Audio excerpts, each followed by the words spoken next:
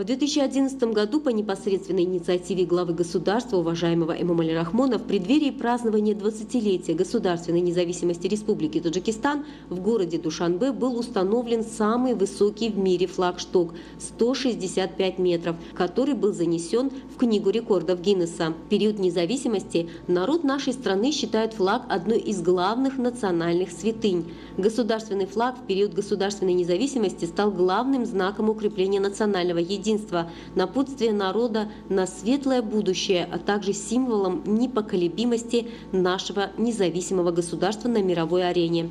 В частности, водружение государственного флага на высочайший флагшток является знаком преданности национальным ценностям и нашей древней культуре, что также было осуществлено в период независимости. Поднимая государственный флаг, любой таджикистанец чувствует искреннюю гордость и приверженность к великому народу Таджикистана. Флаг с древнейших времен являлся одним из основных символов государственности таджиков. День государственного флага – праздник, который помогает объединить общество на вечных ценностях, патриотизме, государственности. В связи с праздником во всех организациях и учреждениях проводятся различные культурные мероприятия.